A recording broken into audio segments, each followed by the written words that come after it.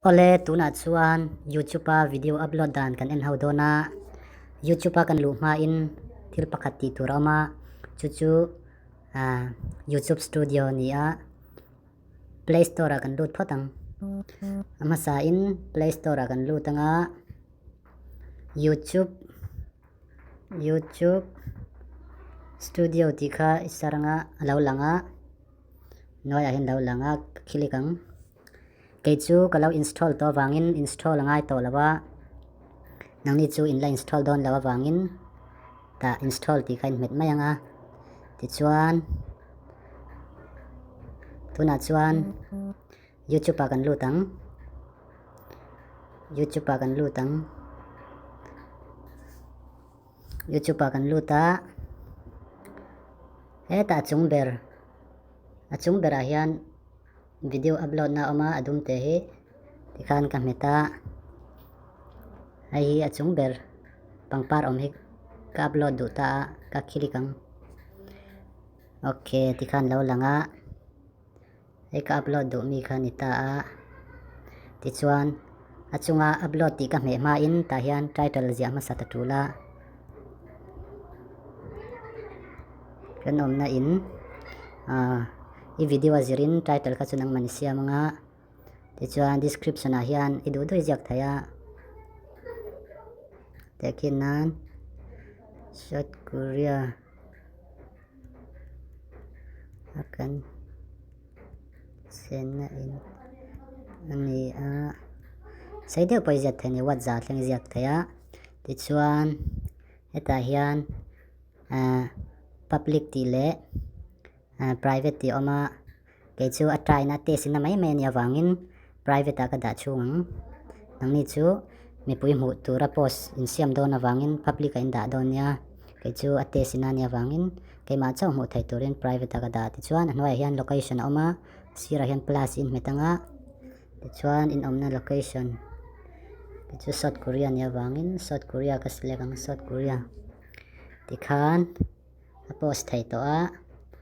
achunga hian upload ti mai turani achunga upload hi ka met ti chuan upload chara khai chuan minute som ni te nga ngai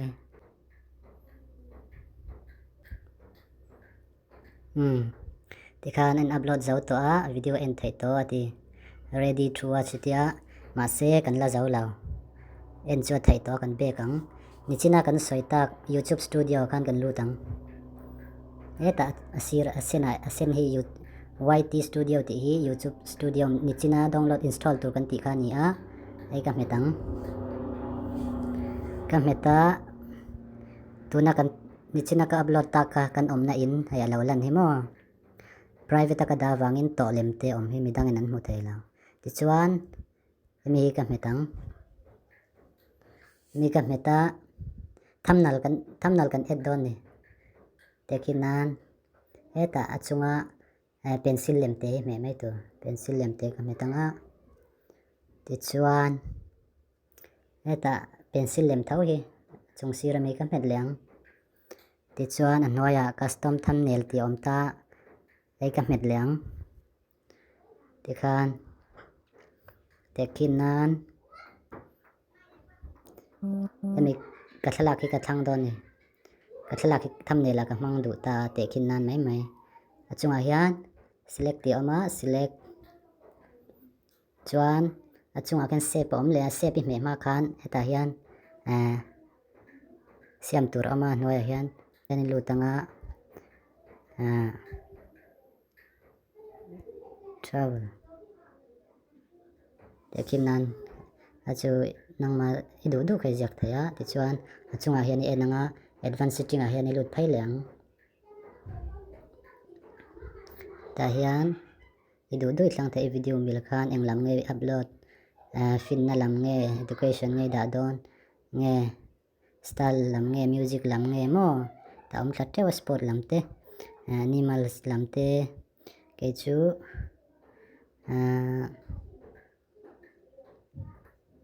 travel ti kha kada sa hai da ngai to lawa standard a hian standard YouTube ti da mai tu ni a noya hian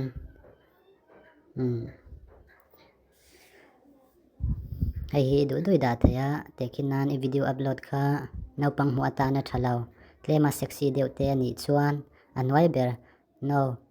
is not meant for kids ti hi naupang mu ata na siamani lo ti na ni ala yes it meant for kids ti hi naupang mu ata na siamani ti ania maro chu kai chu no ka select lawang no select than lo po thei thawa ti chuan ti kha na zau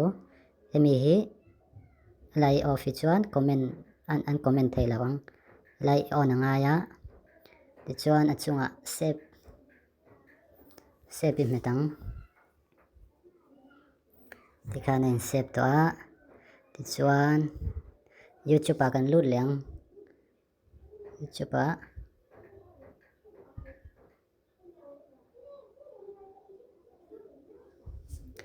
ta achung sira hian profile icon a hen lutanga your channel ai lut lenga nichina kan post kha kan zawang kan in ka ti kha ran lang em noi lama oman yang ai ran lang ta ka video post tak tak ka chu kan in sir ania ma se thumbnail ka da wang khan kaima thalak kha ran lang ta khan